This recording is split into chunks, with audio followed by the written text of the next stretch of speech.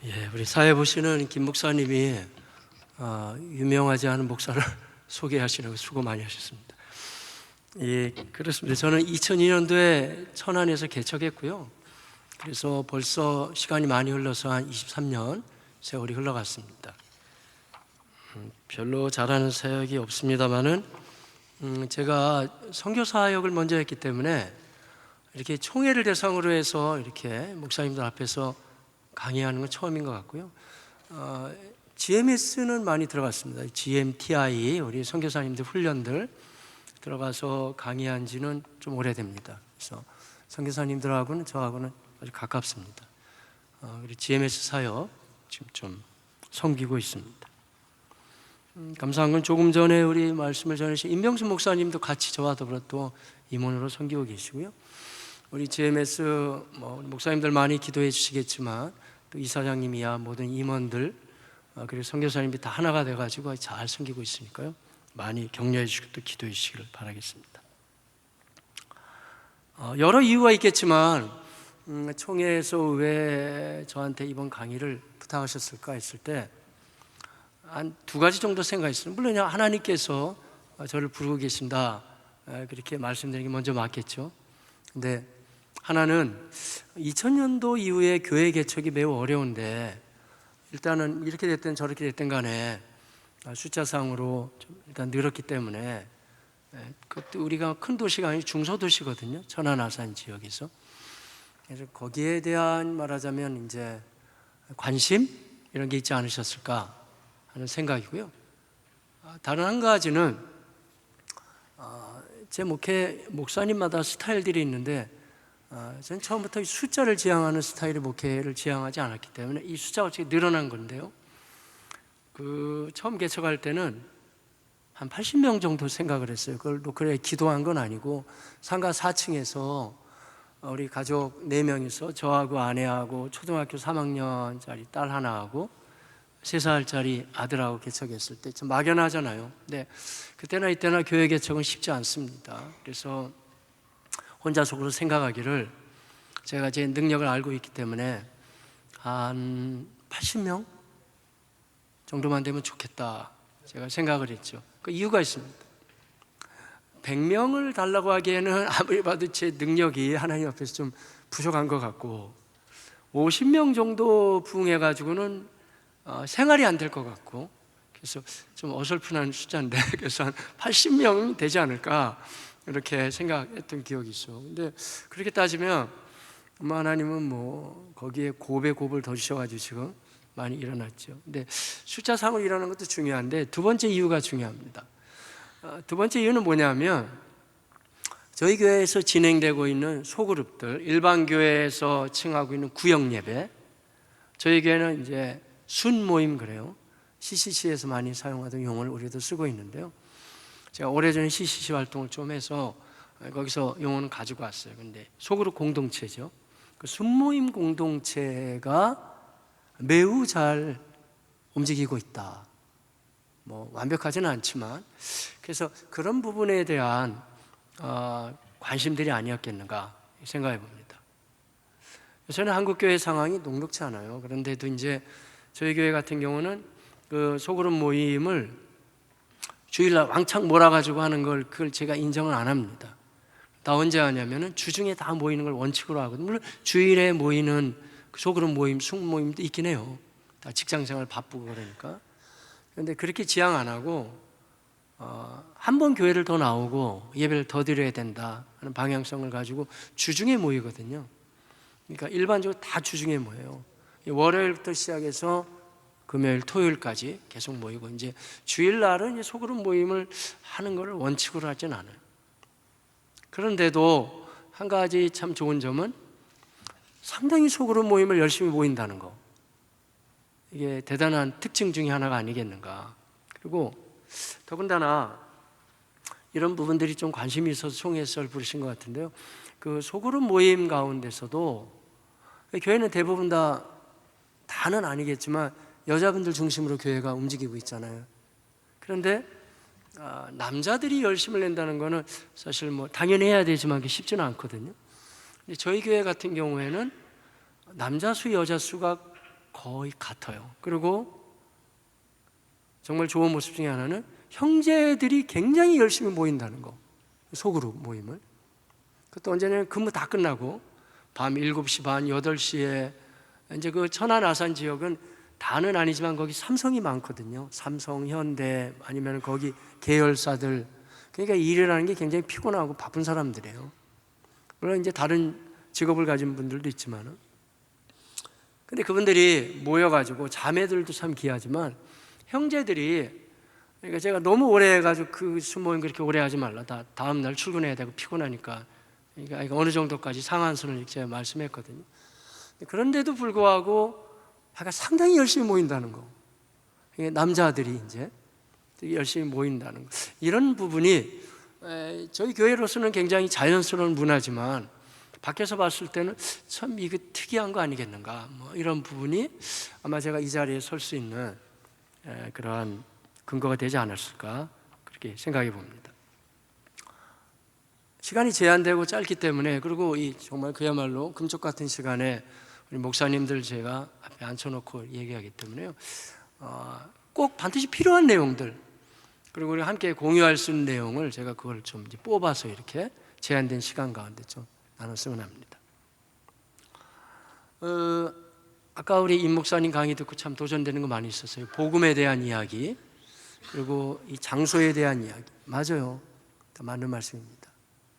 저희 교회도 지금 우리 교회가 있는 지역이 천안 아시는지 모르시지만 불당동이라는 지역이거든요. 그 지역이 이제 서울로 치면 강남 같은 지역이에요. 그러다 보니 이제 사람들이 유입 인구가 많고 이렇게 부흥하는 거 그 무시할 수 없습니다. 그렇게 되는 거 맞죠. 근데 좀 고민해야 될 부분이 왜 그런 땅에 하나님이 그런 사람들을 세우겠는가 이런 것쯤은 고민해 봐야 돼요. 제가 뭐 하나님 복을 많이 받았다 그런 얘기가 아니라 복과 은혜와 능력은 하나님이 주시지만 우리 모두가 준비해야 될 부분은 지금 비가 온단 말이에요. 비가 오게 되면 그릇은 준비해야 될 거 아니에요. 그래서 왜 어떤 그릇은 많이 담기고 어떤 그릇은 적게 담길까 이런 부분은 같이 생각하면서 해봐야 될 부분이고 다른 한 가지는 그것도 너무 이제 보여주기식의 목회를 해야 되니 그런 거 말고 그런 목회가 말하자면 5명도 안 모여도 한 50명이 모여도 500명 모여도 뭐 그 이상 모여도 뭐 몇만 명이 모여도 여전히 내 목회가 처음에 먹었던 마음대로 어떻게 표현해야 될까요? 즐겁고 풍성하고 행복하냐 그게 하나의 관건이거든요. 조금 모이면 이게 내 모습이 이렇게 초라하냐 이렇게 되는 거고 많이 모이면 다 사람들이 대우해 주니까 괜찮다 이렇게 된다면 뭔가 우리는 중요한 본질을 잃어버리지 않나 생각해 봐야 되죠. 그런데 제가 숫자에 상관없이 건강한 목회를 할 수 있는 방향을 외람되지만은 전 제시할 수 있습니다. 왜 그러냐면 제 목회는 제가 개척을 2번 했어요. 전 청비 잘 모릅니다 그런 쪽은. 근데 2번 개척을 했는데 아마 사이판에서 그 당시 1993년도에 나갔다 이제 97년도까지 사역을 마치고 들어왔는데요. 여기 아시는 분은 많이 계실 겁니다. 당시 한국교회 굉장히 중국 선교에서 중요한 사역지가 그 남태평양 한가운데 있는 사이판이었습니다. 왜 그러냐면 거기 봉제공장들이 많이 세워졌는데 거기 조선족과 한족들이 많이 들어왔거든요. 그 사역을 그 당시에 중국 선교에 눈이 열려진 분들은 꽤 많이 들어가서 각 교단별로 많이 했어요. 섬이 굉장히 조그만 섬인데요.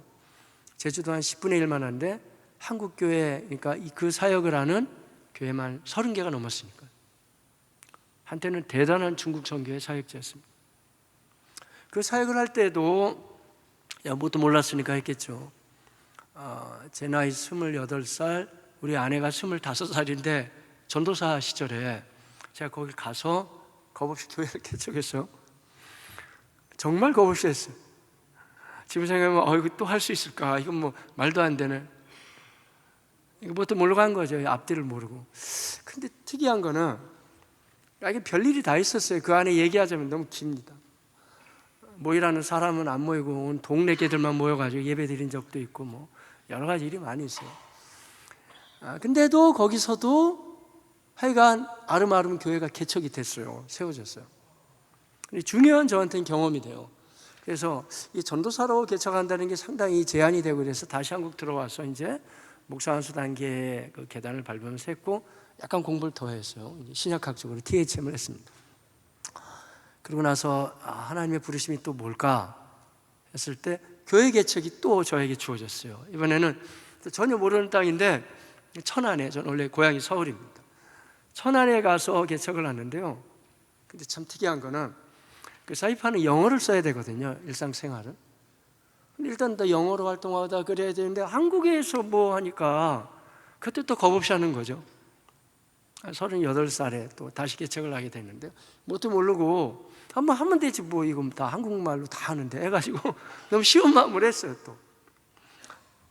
그런데 이제 결과론적인 얘기예요. 저는 그걸 꼭 말씀드리기로 원해요.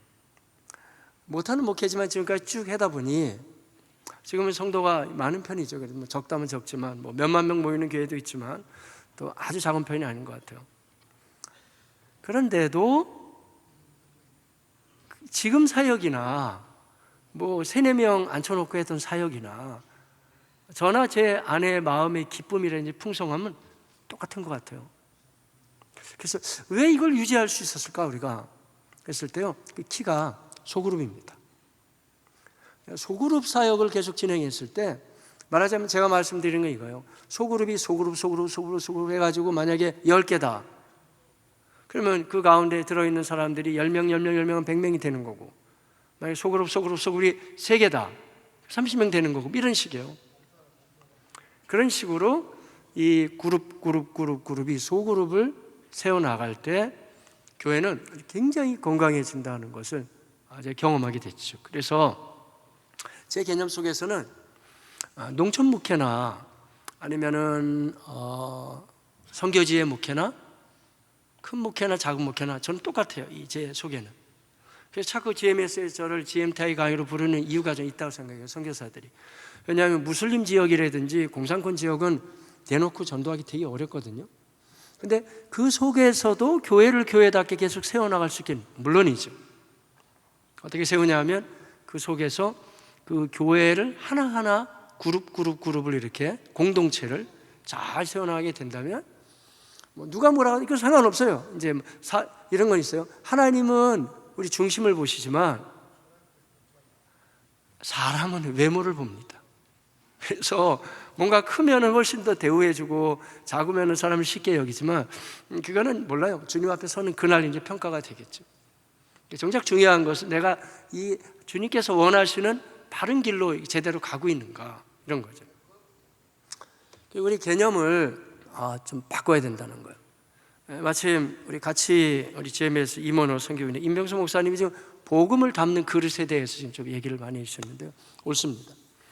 성경학적인 개념으로는 컨텍주얼라이제이션이죠. 그 상황 속에서 상황에 맞춘, 그 현대인들의 감각에 맞는 예배당도 짓고 구절 갖추는 건 상당히 중요합니다. 그래야 복음을 효과적으로 전할 수 있죠. 저는 복음에다 하나 더 얹어서 이번 강의는 제가 말씀드릴까 하는데요, 복음과 더불어 우리가 꼭 반드시 기억해야 될 부분이 공동체입니다. 상당히 중요합니다. 공동체는 교회라고 하는데요, 에클레시아. 구태 헬라어를 사용한다 그러면 유앙겔리온 다음에 에클레시아예요. 근데 에클레시아를 바로 세우기 원한다 그러면 그 다음에 마데테스입니다. 제자들을 어떻게 제대로 세워서 목사가 다 할 수 없기 때문에 소그룹을 세울 것인가. 그러니까 이렇게 당연한 결론이 맺어져요. 소그룹 공동체의 사역과 제자 훈련을 통해서 세우는 사역은 같이 연결되는 거예요. 그래서 그건 이제 농사하고 똑같습니다. 목회가 뿌려놓으면 처음에는 생색이 안 나는데 1년가 뭐 3년가 계속 하다 보면 이게 제자 훈련을 포기하지 말아야 돼요. 꾸준하게 하다 보면 거기에 이제 다 거두는 건 아니지만 그 가운데 신실한 일꾼들이 세워지게 되고, 그 신실한 일꾼들이 이 소그룹을 잘 섬길 수 있는 그런 사람들이 되죠. 뭐 저의 교환은 너무 짧고 뭐 이 내용 성경 구절 제가 몇 구절 써놨기 때문에 제 그 이야기를 들으시고 그냥 나중에 보시면 되고요. 제가 너무 바쁘다 보니까 책도 못 쓰지만 책 한 권도 못 썼어요. 근데 그 미국 필라델피아에 있는 웨스트민스터 신학교 한국어로 하는 과정도 있어요. K 디밍 과정. 제가 이번에 그 코스웍은 마쳤고 논문을 써야 되는데요. 이 제목이 만약에 쓴다고 하면 이 논문 제목이에요. 기도 많이 해주시면 이 내용을 한번 책으로 담아서 좀 나누면 좋겠다는 마음이 있는데, 지금은 이제 아주 요약된 내용을 그냥 잠깐만 말씀드려볼게요. 소그룹 사역을 잘하잖아요. 목회는 되게 행복해집니다. 근데 만약에 이것을 소위 보여주기식이나 조직 목회로 하게 되면 목회는 커져도 초라해지고 거기에는 많은 문제가 발생합니다. 제가 너무 부족한 강의입니다만은 이거 몰라요. 저는 하라는 대로 하고 있기 때문에. 한 가지 너무 아쉬운 점은 여기 장로님들이 같이 계시면 너무 좋을 뻔했다 그러는 거예요. 장로님들이 해야 될 일이 있어요. 장로님들은 정치하는 게 아닙니다. 그분들이 반드시 해야 될 일이 교회 안에 소그룹을 목사와 더불어 잘 섬겨준다면 정말 건강한 교회로 서로 간에 당해도 행복하고 모든 행복한 모습으로 세워나갈 수 있어요. 근거가 있느냐? 충분한 근거를 가지고 제가 말씀드려요. 성경적인 근거도 있고요, 모든 근거가 있습니다. 소그룹에 관계된 굉장히 학문적인 책들도 많이 있습니다. 그냥 뭐 이렇게 뭐 당장 제자훈련 이렇게 해라, 아니면 이렇게 기납법적으로 뭐 나눠라, 이건 방법론적인 거고, 그런 거 말고 묵직한 성경적인 근거가 되어 있는 책들도 있어요. 이런 거죠. 그런 책자들에 가면 저도 거기서 이제 배웠고 제가 지금 뽑고 지금 같이 나누고 있는데, 교회마다 이렇게 싸납고 목사와 때로는, 여러분 교회는 사이가 좋으시겠지만 장로와의 갈등도 있고, 왜 이러냐면 제가 보는 견지에서는 성경적이지 않기 때문에 그래요. 무슨 말이냐면 그러니까 제가 얘기하는 건 너무 파격적일 수가 있어요. 총회도 노회도 교회도 모두가 다 하나의, 제가 영어를 사용해 볼게요, 커미티를 만들어요. 커미티가 뭐냐면 위원회를 만드는 거예요. 각 조직을 만들어 가지고 그 조직의 장을 세우고 운영하려, 탁월한 방법입니다. 전 대학에서 제가 경영경제를 했는데 경영학적으로 봐서는 아주 탁월합니다. 인사관리하는데 좋습니다. 그런데 우리 같이 고민해야 됩니다. 과연 이 방식이 성경적인 방식일까? 사도행전이라든지 복음서를 통해서 우리는 한번 같이 고민해요. 왜냐하면 목사님들 그렇지만 저도 마찬가지예요. 제가 왜 잘 나가던 인생을 멈춰 세우고 신학으로 방향을 바꿔서 여러 사연이 있습니다만은, 저 목사가 됐을 때 제 나름대로 꿈이 있었어요. 저는 아까 임 목사님이 얘기한 것처럼 피 묻은 복음을 증거하고 또 사람들을 세워주고 정말 성경이 말씀하시는 교회를 교회답게 세우고자 하는 비전. 어떠세요? 목사님들 다 그런 비전들이 다 있으셨죠? 없으셨나요? 다 있으니까 그 얘기를 들어왔어요. 근데 도대체 우리가 그 설명할 수 없는 그게 뭐였을까? 제가 강의는 간단하지만 이 얘기가 사실은 조금만 생각해 보면 우리가 고민했던 내용을 좀 이렇게 좀 발췌해낸다도 할 수가 있어요. 우리가 꿈꾸는 거는 그런 조직이 아니었어요. 우리가 꿈꿨던 거는 사실은 영어로 해볼게요, 커뮤니티예요. 공동체, 마치 가정, 이런 소그룹이. 그래서 교회로만 오면은 사람들이 거기서 변화받고 새로워지고 이렇게 되는 거예요. 저는 요새 이 검도를 좀 배우고 있고요, 우리 부교육자들은 꼰트를 시키고 있고 뭐 다요. 왜 그러냐면 우리가 스트레스도 풀고 뭐 이렇게 하자 해가지고, 그래서 우리 부목사 가운데 이제 따라왔는데 꼰트를 잘하는 친구들도 있어요. 그렇게 하다 보니까 이제 꼰트에 가서 복싱을 하다가 관장을 전도해 가지고 왔어요. 근데 복싱하는 사람들이 거칠잖아요. 뭐 술로 살고 그러던 사람인데 그야말로 세상 사람이죠. 근데 교회 나오니까 교회 나왔어요. 한번 나왔다가 그야말로 이 사람이 예수 그리스도의 피 묻은 복음을 만났어요. 그래가지고 말씀을 듣고 이제 주님을 영접하고 그러죠. 다음 순서가 중요합니다. 복음을 접해도 사람이 응애하고 아기를 태어나도 아기가 자라야 되잖아요. 자라려면 가정이라는 그룹이 필요하듯이 교회는 어떨까요? 교회 똑같습니다. 영적으로 새롭게 태어나면 그들을 품을 수 있는 가정이 필요한 거예요. 가정이. 그 가정이 뭐냐면 그게 소그룹인데 저희 교회는 소그룹을 아예 이렇게 끊어놨어요. 남자는 남자끼리만 모여요. 여자는 여자끼리만 모이고 근데 그렇게 이제 복음도 모르고 아무것도 모르는 형제가 복싱만 하다가 이제 교회에 들어왔단 말이에요. 해가지고 그 소그룹에 들어갔는데 우리 형제들이 참 그 소그룹 운영을 잘하거든요. 그러니까 너무너무 좋아하는 거죠. 그 속에 들어갔으면 너무 행복해요. 근데 이런 게 있어요. 우리가 계속 하진 않고 여름이 되면 한 7월부터 8월까지 너무 더우니까 모으기 어려워서 저 여름방을 가져요. 그리고 이게 막 계속 달려가면 사람이 너무 지치더라고요. 이렇게 하는데 얼마 전에 제가 얘기가 들었어요. 그 형제가 속해 있는 순모임한테 우리 리더가 순장이거든요. 순장한테 자꾸 요새 컴플레인 한다는 거예요. 아니 아직 멀었어요. 지금 방학이 7월이나 돼야 되는 건데 이렇게 좋은 모임을 왜 방학을 하려고 그러냐고. 방학을 안 하면 좋겠다. 계속 모임을, 나 세상에 이렇게 행복하고 좋은 모임을 처음 본다 되는 거예요. 그래서 이 소그룹 모임만 잘하게 되면 말하자면 우리가 꿈꿨던 그런 교회를 100%는 아니지만 정말 세울 수 있어요. 저는 확신합니다. 왜 그러냐면 제가 이거는 임상에서 다 경험한 거예요. 과연 이런 교회를 세울 수가 있을까? 근데 그런 교회를 한국 교회 상황이 뭐 비슷하지만 저는 어렸을 때 이제 성장하면서 저는 목사가 된다는 생각을 한 번도 안 해봤어요. 근데 이런 생각을 해봤어요. 너무 안타까운 얘기지만 교회가 자꾸 이렇게 깨지고 나눠지고 서로 간에 목사님, 장로님 또 싸우고 또 교회 모르겠어요. 여러분 교회는 어떤지 모르면 제 성장 과정에서는 그런 교회를 많이 봤습니다. 그러면서 목사가 된다는 생각을 한 번도 안 해봤지만 제 속에는 이런 생각을 해봤어요. 청소년 시기부터 대학생 때 전부 다 교회가 뭘까? 교회가 이렇게 외식적이고 형식적이고 싸우고 이게 원래 교회일까 하는 고민은 상당히 많이 했어요. 그러면서 당연히 제가 그러니까 교회를 개척하고 이러면서는 제가 항상 생각했던 부분이 건강한 교회를 세워야 되겠다. 정말 성경이 말씀하시는 그 교회를 세우자. 그런데 처음에 뭐 성도들 아무도 없을 때 그 세워나간다는 것은 굉장히 막연하잖아요. 그런데 일이 쭉 이제 그 방향을 가지고 진행하다 보니 이제는 알겠는 거야. 이게 방향이 맞았다. 해가지고 저희 교회 얘기를 말씀 너무 미안합니다만은 자랑이 아니고 그건 같이 한번 꿈꿔보자 이거예요. 대부분의 목사님들이 한국 교회 너무 늙어가요. 근데 저는 스타일 자체가 이렇게 뭐 밖으로 나와서 뭘 많이 한다거나 이런 것도 많이 지향하는 편은 아니고, 그리고 또 뭐 젊은 사람들 모이세요 뭐 이런 것도 아니고 하나님 저에게 주신 대로 하는 스타일이에요. 그냥 모이면 뭐 어르신들 오면 어르신들 하면 되는 거고 뭐 이렇게 하면 되죠. 뭐 딱히 젊은 사람만 모을 필요는 없죠.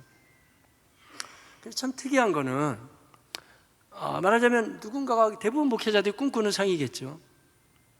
젊은 사람들, 그것도 30대, 40대, 그것도 남자들, 그 사람들이 교회 내에서 변화받고 막 움직여가고, 만약에 그런 교회가 있다면 우리가 정말 이상적으로 사모하는 교회가 아닐까요? 근데 그게 하다 보니까 되더라고요. 그래서 이제 뭐 연세 드신 분도 괜찮아요. 우리 뭐 그건 상관없습니다. 왜 그럴까? 제가 원인을 찾았어요. 한번 이런 책들 읽어보셨어요? 2024년 한국교회 트렌드 아마 많이 목사님들 보시는데, 그리고 2025년 한국교회 트렌드 연거푸 계속 나오는 주제가 있어요. 한번 눈여겨봐 보세요. 코로나 이후에 한국교회 도대체 어떻게 살릴 것인가 계속 나오는, 나머지 주제는 바뀌지만 계속 나오는 주제가 있거든요. 조금만 신경 써서 보시면 소그룹이에요. 알고는 있어요, 사람들이.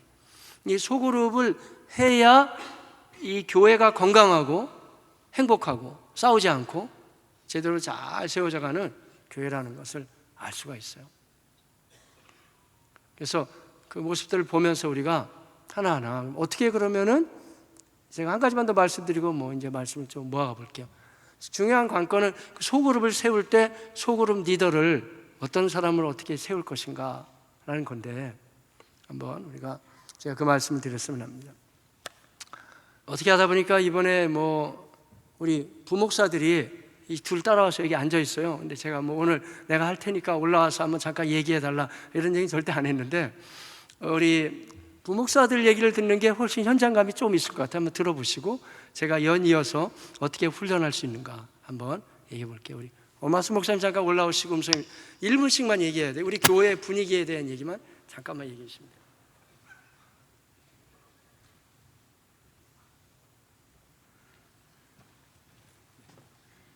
네, 안녕하세요. 네, 천안산 주님에게서 부목사 엄하수 목사입니다. 네, 간단하게 저희 교회에 대한 분위기를 말씀드리면, 일단 저도 기성의 많은 교회들을 이렇게 접하고 교제도 나누고 이렇게 들었었지만, 저희 교회 와서 제가 지금 5년 동안 사역을 하면서 느낀 거는 기존의 청빙에 대한 생각보다는 저도 우리 최현석 목사님처럼 개척을 하고 싶고 그런 교회를 꿈꾸고 싶다라는 마음이 들 정도로 너무 장로님들의 당회 분위기라든지 모든 순자님들의 어떤 관계라든지 그리고 모든 성도님들이 가장 첫 번째로 좋았던 거는 표정이 너무 다 밝으셨습니다. 그리고 그 안에서 행복함을 누리시는 것들을 통해서 정말 큰 은혜를 누렸었고요. 그 모든 것들 속에서 과연 이 제자 목사님 말씀하신 그 소그룹의 비법이 뭔가 저도 굉장히 궁금했었는데, 제가 같이 성도님들과 목사님 밑에서 같이 제 아내와 함께 제자 훈련을 똑같이 받아보고 확신반, 양육반 이런 훈련들을 받으면서 한 명의 목회자 이전에 저를 성도로서 존중해주면서 제 신앙이 굉장히 많이 회복이 되고 정말 많이 제가 바뀌었습니다. 그래서 제가 이 짧은 순간이지만 한 가지를 가장 크게 우리 교회를 자랑할 수 있고 은혜가 누린 게 뭐였는가라고 생각한다면은 저희 담임 목사님 말씀해 주신 그 소그룹의 기쁨과 감사가 엄청난데, 그거에 대한 모든 소그룹 리더들이 담임 목사님의 철저하면서도 그 은혜로운 제자 훈련 속에서 꽃피어났습니다. 그리고 그 제자 훈련의 핵심이 다른 것이 아니라 프로그램이 아니고 책이 아니고 제도가 아니라 한 사람의 삶의 변화로부터 일어나는 교육이 가장 중요하다는 것을 목사님 통해서 배웠습니다. 감사합니다.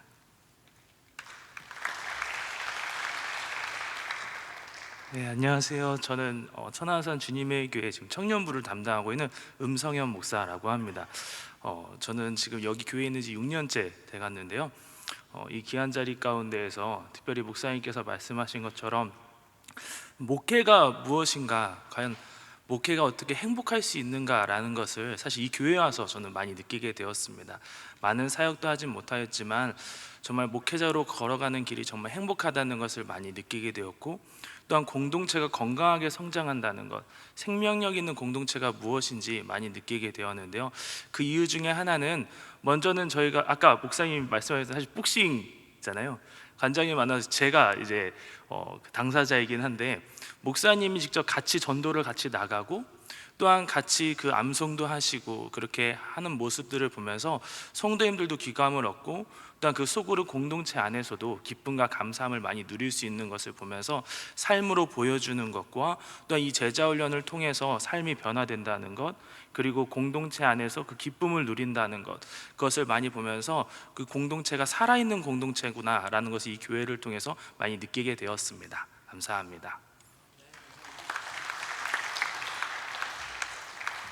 자, 중요한 소그룹 공동체의 키는 사실은 담임 목사에 있지만 소그룹 리더에 있어요. 그러니까 제가 만약에 논문을 쓴다면, 그래서 리더십 책을 지금 많이 보고 있는데요. 리더십이 지금 화두입니다. 대한민국도 마찬가지입니다. 대통령 문제를 보십시오. 얼마나 혼란하고 복잡한지. 근데 정말 성경적으로 좋은 리더십은 한 사람의 카리스마적인 리더십이 아니고 그분을 중심으로 해서 분산된 리더십이에요. 충분히 그 안에서는 활동할 수 있게 이렇게 분산된 리더십입니다. 똑같지는 않은데, 제가 나중에, 저는 제자일만 했지 그런 쪽 잘 몰라요. 근데 나중에 책을 보다 보니까 랄프 네이버라든지 이런 사람들이 말한 셀교회가 있어요. 셀교회. 우리 교회가 좀 약간 셀교회하고는 비슷한 것 같아요. 근데 똑같지는 않을 겁니다. 왜냐하면 제가 그쪽 사상을 잘 모르기 때문에 저는 그냥 훈련하고 세우다 보니까 이게 맞는 것이 검증된 뿐이니까. 근데 중요한 것은 이제 리더를 세우는 건데, 어떻게 리더를 세울 것인가, 이런 겁니다. 우리 교재에 보면 잘 나와 있는데요. 그래도 PPT 한번 준비하라고 했으니까 제가 한번 띄워볼게요. 네, 잠깐만요. 네, 너무 멀어서 잘 안 보이시죠? 이게 우리 교회 모습이고요. 위에 있는 건 한편은 소그룹 모임 제가 인도하는 거, 한편은 전체 예배, 또 이쪽은 오래 수료한 사람들이에요. 제자훈련 수료생들. 저는 우리 교회인데요. 천안아산역에 KTX역 가다 보면 교회 딱 하나 있습니다. 저희 교회입니다.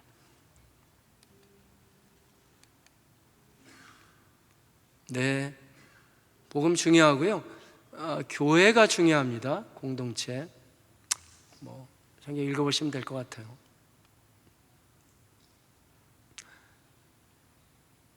제가 읽을게요. 그냥 목사님도 읽어달라고 하면 부담되시니까.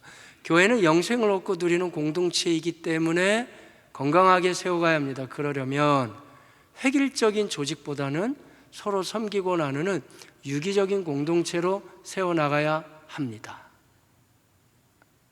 저는 저희 교회가 100% 잘한다고 보지 않아요. 한 가지 아쉬운 점이 이런 거예요. 사도행전에서 나온 소그룹은 왜 가정교회라고 들어보셨어요?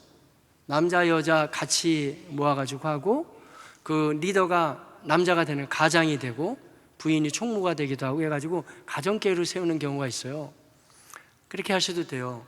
그래서 저는 개척을 했잖아요. 계속 개척하면서 별로 많은 걸 얻지 못했어요. 왜냐하면 하나는 분위기는 너무 좋은데 약점이 뭐냐 하면은 남녀를 같이 모아놓으니까 속의 얘기를 안 해요. 변화가 안 되는 거예요. 또 얘기했다가는 돌아가면서 싸우기도 십상이에요. 우리 교회는 그렇지 않은데요. 너무 가정교회 좋은 교회입니다. 그대로 하세요. 그거는 사도행전적인 우리 교회보다도 훨씬 훌륭한 거예요. 만약에 잘 되고 오픈해도 서로 사이가 좋고 괜찮다, 잘 되는데 소그룹 사역을 위한 성경적인 기초라는 책이 있어요. 게러스 아이스 노홀스가 쓴 책인데 굉장히 아카데믹합니다. 그냥 소그룹 사역이지만. 근데 거기 보면은 그분들 주장하는 게 남녀가 같이 모여야 된다는 거예요. 근데 그분들 인정하는 게 같이 모이다 보면 오픈을 잘 안 하고 때로는 무슨 문제가 발생할까요? 성적인 문제도 발생하는 거예요. 서로 간에 눈이 맞아가지고 잘못되는 그런 게 없어야 되겠지만, 그 미국 상황에서 그런지 모르지만, 그렇지만 그거를 각오하면서도 그렇게 이성과 같이 모여야 된다, 그런 주장이에요.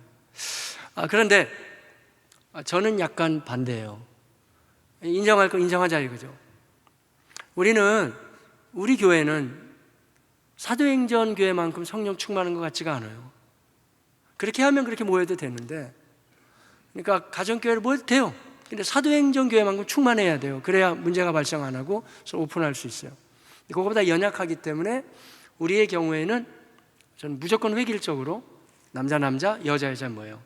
근데 그건 목사님들 한번 생각해 보세요. 근데 생각보다 뭐랄까요, 변화가 많이 일어나요. 왜냐면 누구한테도 얘기하지 못하고, 심지어는 배우자끼리도 얘기하지 못하는 내용들을 서로 간에 얘기하는 경우가 있어요. 그리고 너무 감사한 게 그 공동체가 건강해지면 그 비밀을 누설하지 않고 같이 울기도 하고 기도해주고, 형제들끼리니까 서로 간에 이해가 되잖아요.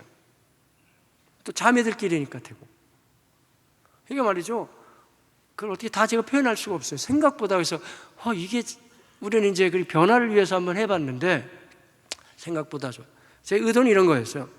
살다 보면 사별하는 경우 있잖아요. 사별했어요. 교회 나갔어요. 너무 마음이 어려워서. 근데 교회 갔더니 다 부부끼리만 모인다는 거예요. 그럼 교회 나와서도 내가 마음이 들 곳이 없지 않겠는가? 그래서는 안 되지만 내가 이혼했어요. 마음이 너무 어려워서 교회 갔어요. 다 또 이제 괜찮은 가정끼리만 모여 다닌다. 그럼 마음이 어렵지 않겠는가? 이런 거죠. 그래서 정말 주님의 마음을 돌아가서 인정할 거 인정하고, 우리는 사도행전 교회만큼은 충만하지 않으니까 그냥 우리가 할 수 있는 범위 내에서는 누구든지 간에 깨진 형제가 됐든 자매가 됐든 들어오기만 하면 그래도 그 공동체 안에서 같이 이야기하고 서로 보듬고 나눌 수 있지 않을까. 그래서 그런 면에서는 좋은 열매가 많아요. 이혼한 사람도 깨진 사람도 사별한 사람도 떠나지 않아요. 오히려 더 단단해져요. 그 안에서. 저희의 모습인데, 그러면 소그룹 리더를 세우는 그 제자훈련 다 말씀드리긴 어렵겠지만 제가 몇 가지만 말씀드리고 말씀을 마칠게요. 건강한 공동체를 세우려면 소그룹이 건강해야 합니다. 소그룹이 건강하려면 각 소그룹의 리더십이 중요합니다. 소그룹 리더십을 잘 세우는 길이 바로 제자훈련입니다. 목사님들이 지금은 이제 많이 바뀌셨겠지만 제가 어렸을 때 이 내용을 조금 아셨던 것 같아요. 교회 내 일꾼을 세워야 되겠다 해가지고 제가 어린 시절에 교회를 보면 목사님들이 교회 안에다 신학교를 세우는 거예요. 해가지고 담임 목사님이 직접 배우신 게 있으니까 조직신학도 가르쳐주고 역사신학도 최선을 다하는 거죠. 또 구약학도 신약학도 다 가르쳐요. 존경하는 목사님들의 그 따뜻한 그 열정적인 의도는 좋았지만 제가 보는 견지에서는 방향을 잘못 잡은 거예요. 그거는 우리 신학교에서 배우는 교육은요, 이거는 프리칭을 위해서 배우는 거예요. 설교를 하기 위해서 배운단 말이죠. 그러니까 평신도들이 구역에 가서 섬기는 것은 프리칭이 아니고 나눔이란 말이에요. 나누는 거. 달라요, 컬러가. 설교자는 저도 지금 프리처를 하는데 일방적으로 선포하자. 이게 아니고 그룹이 작아질수록 가정처럼 이야기를 해야 되거든요. 그러니까 말하자면 소그룹이 되는 소그룹은 내가 일방적으로 가르치는 게 아니고 나누어야 돼. 그럼 당연히 목사님 그러면은 이런 신학적인 것보다는 성경을 근거로 해서 우리가 말을 하고 남의 이야기를 들어주기도 하고 나누는, 그게 그 영어로 하면 쉐어링인데요. 쉐어링이 필요하겠나요? 그겁니다. 그러기 위해서는 이렇게 가나 저렇게 가나 마찬가지긴 한데 남의 마음을 공감하고 경청해주는 따뜻한 마음이 있어야 되고 듣는 기술이 있고 나누는 기술이, 그걸 가르쳐야 된다는 거예요. 그래서 저는 두 가지 교육으로 봐요. 하나는 목사님들의 MDB 과정, 신대원 과정만큼 중요한 것을 제 경우에는 교회 내 제자훈련 과정으로 봐요. 두 가지가 같이 움직여야 돼요. 목사님은 MDB를 통해서 말씀을 잘 선포하는 걸 배워가지고 오면 되고, 평신도들은 소그룹 제자훈련을 통해서 말씀에 능한 자가 되고 잘 들어주고 나누는 사람. 처음에는 몰라요. 근데 가면 갈수록 이게 얼마나 건강한 모습으로 일어나게 돼 있죠. 제가 말씀 한 구절 한번 나눠볼게요. 사도행전 20장 32절. 지금 내가 여러분을 주와 및 그 은혜의 말씀에 부탁하노니 그 말씀이 여러분을 능히 든든히 세우사 거룩해 하시는 모든 자 가운데 기업이 있게 하시리라. 제가 외웠는데요. 사도 바울이 밀레도 항에서 자기의 제자들, 에베소 장로, 목사입니다, 불러 모아놓고 예루살렘을 올라가기 전에, 그 당시 정황으로 봐서는 바울은 죽으려고 올라가는 거예요. 목숨을 내놓고 복음을 증거하기 위해서. 그때 주옥과 같은 설교를 하는데요, 너무 중요한 말씀 아니에요? 여러분들, 지금 내가 여러분들을 우리 주님께 부탁합니다. 아멘 할 수 있죠. 바울은 그렇게 말하지 않았어요. 지금 내가 여러분을 주와 및 그 은혜의 말씀에게 부탁합니다. 그 말씀이 여러분을 든든히 세우사 거룩해 하심을 모든 자 가운데 든든한 하나님의 축복, 기업이 있게 하실 것입니다. 너무 도전되지 않으세요? 사도 바울이 얼마나 예수님을 좋아하고 잘 믿었는데 우리 주님이 여러분을 다 도와주십니다, 해결하십니다, 그렇게 얘기 안 하고 지금 내가 여러분을 주와 및 그 은혜의 말씀에 부탁합니다, 이런 거예요. 우리가 아무리 믿음이 좋아도 설령 장로가 되고 목사가 되고 별 체험을 다 했다 그래도 그건 자기 개인 체험이고 실제로 주님을 눈으로 보면서 믿는 사람이 누가 있겠어요? 저는 우리 합동 측의 가장 멋있는 12신조의 1신조가 나는 하나님을 믿습니다, 이게 아니고 나는 성경이 정확무어한 하나님의 말씀인 것을 믿습니다잖아요. 얼마나 멋진 고백입니까? 그러니까 이 소그룹 리더를 세울 때도 제자훈련에 가장 기본이 뭐냐 하면요, 말씀을 심어줘야 되는데, 물론 거기에는 이제 신학적인 것도 좀 가르치긴 합니다. 근데 훈련 가운데 시간 다 됐어요. 제가 이제 말하고 마무리할까 합니다. 가장 중요한 훈련이 암송입니다. 암송은 사람을 어마어마하게 변화시킬 수 있습니다. 아무리 재미있는 설교를 하고 유창한 설교를 해도 돌아가면 다 잊어버립니다. 그러나 마음속에 외우는 말씀은 그 말씀이 어마어마한 마중물이 되는 겁니다. 해가지고 가만히 있어도 딱 생각이 나는 거예요. 지금 내가 주와 및 그 은혜, 그렇지, 하나님의 말씀을 내가 믿어야지. 너무 많이 있지만 제가 한번 더 해보면 베드로전서 1장 8절에 예수를 너희가 보지 못하였으나 누가 봤어요? 그 당시에 베드로가 편지를 보낼 때는 지금으로 따지면 투르키 지역, 소아시아 지역인데 1세기 때도 예수님 못 본 사람 많아요. 예수를 너희가 보지 못하였으나 사랑하는도다. 이제도 보지 못하나 못 봤어요. 그러나 믿고 말할 수 없는 영광스러운 즐거움으로 기뻐하니. 이런 말씀들이 차곡차곡 있다고 한번 생각해요. 그러니까 우리가 생각하는 것보다 하나님의 말씀을 암송하고 묵상하는 삶은 우리 생각하는 것보다 뭐라 그럴까요? 제곱에 제곱에 제곱으로 가는 거예요. 팍팍 붙여가지고. 이게 제가 주로 GMTIU 선교사님들 들어가고 선교사님들하고 가잖아요. 선교사님 모두가 공감하는 거예요. 이건 무슬림한테도 되고 교제가 없어도 되고 다 되는 거예요. 어느 지역에 가든지 간에 하나님의 말씀을 암송하고 묵상하고 많은 구조할 것도 없이 그러면서 이 제자훈련이 1, 2, 3 이렇게 진행하게 되는데요. 이렇게 진행해요. 우리 교회는 확신반, 양육반, 제자훈련반 그리고 제자훈련 이후 이렇게 되는데요. 확신반이 뭐냐면 말 그대로 확신이에요. 양육반은 한 단계 더 나가는 거. 제자훈련반 저도 오래전에 우리 옥 목사님 통해서 배웠습니다. 참 정말 존경스러운 어르신입니다. 근데 옥 목사님 과정 너무 훌륭하고요. 근데 제가 하는 건 주로 저는 척박한 선교지와 개척에 있었기 때문에 우리 일반적인 제자훈련은 QT를 강조해요. QT 관찰, 해석, 적용 맞는 겁니다. 근데 제 경우에는 그 토양 자체가 매우 척박했기 때문에 주로 그렇게 해야 될 마음의 여유가 없었어요. 그냥 암송을 먼저 시키는 거죠. 시켜가지고 암송된 말씀을 묵상하고 묵상하다 보니까 확신반은 한 6주 하거든요. 훈련은 엄청난 변화가 있습니다. 제가 우리 성도들이 한 명도 없을 때 개척을 해가지고 팍팍 계속 올라간 거잖아요. 거기에 가장 큰 하나님이 은혜를 보이신 내용 중에 하나가 암송을 중심으로 한 확신반이에요. 그래서 우리는 흔히 훈련을 이렇게 보잖아요. 스텝 바이 스텝으로 계단식으로 올라가는 걸로. 우리 교회는 그렇지 않습니다. 저희 교회는 하나님이 저한테 맡겨주신 확신반을 할 때 완전히 사람을 6주 동안 변화시키고 계단식으로 올라가는 게 아니고 뭐라 그럴까요? 연못가에 돌멩이를 탁 던지면은 파장이 벌어지잖아요. 그런 식으로 만약에 저 사람이 확신반만 하고 집으로 가다가 죽는다 할지라도 여한이 없게 딱 심어주는 거예요. 그러니까 사람들이 변화가 확신반에서 많이 일어나죠. 주로 내비게이터 교재를 가지고 저는 사용하는데요. 구원의 확신, 기도응답의 확신, 그다음에 승리의 확신, 사제의 확신, 인도의 확신, 교회의 확신까지 하는데 좀 특이한 방식. 자, 5번째 인도의 확신할 때는 우리가 돈만 내라는 설교는 저희도 교회당을 계속 지었는데 그런 얘기를 하면 좀 부담되실 수가 있어요. 저는 한 번도 작정헌금을 안 시키고 예배당을 짓거든요. 무조건.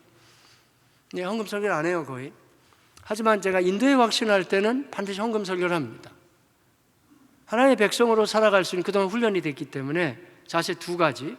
하나는 철저한 주일 성수를 해야 되고 다른 한 가지는 11조를 드리는 하나님의 사람이 돼야 된다. 이것도 역시 열매가 많았어요. 예수 처음 믿는 사람도 많아요. 근데 그 가운데 그러니까 한 확신반이 들어오면 하나, 둘, 셋, 넷, 5번째쯤 되면 지금 불과 교회 나온 지 얼마 안 되는데도 그 사람들이 그야말로 아까 말씀드린 복음으로 말미암아 진짜 변화가 되는 거예요. 그래가지고 새로운 사람으로 세워지고 하면서 시작이에요. 제자훈련까지 되면 거기가 아주 튼실한 리더들이 돼서 다 이렇게 움직여가고요. 제자훈련의 영역을 어디까지 넓히냐면 조금 전에 올라왔던 이 부교육자들까지도 제가 제자훈련을 다 시키거든요. 그래가지고 요새는 아름아름 제가 이 선교에 관여하다 보니까 한 달이면 회에 나가는 날짜가 너무 많아요. 그러면 교회가 어려울 것 같죠. 그렇지만 이미 제자훈련 시켜놨기 때문에 교회도 그대로 움직여요. 그러니까 말하자면 모든 이 하나의 체계가 다 훈련이 되는 거예요. 그냥 하나의 일하는 일꾼이 아니고 훈련시키고 제자가 되고 다른 사람을 또 제자화시키고 이런 거죠. 저는 말씀을 마무리하겠습니다. 세목사교회는 큰 교회니까 크지 않아요. 처음에 10명 있을 때도 했어요. 아무 상관없어요 숫자하고. 어떻게 됐든지 간에 목사가 일단 행복하고 목회의 의미를 느껴야 되기 때문에 반드시 속으로 공동체로 가야 됩니다. 그래서 공동체를 세우게 되면 이게 이렇게 되는 거구나 잘 아시게 되고, 원래 성경이 말씀하신 사도행전적인 공동체로 그렇게 다 힘있게 일어나시기를 예수님의 이름으로 축복합니다. 감사합니다.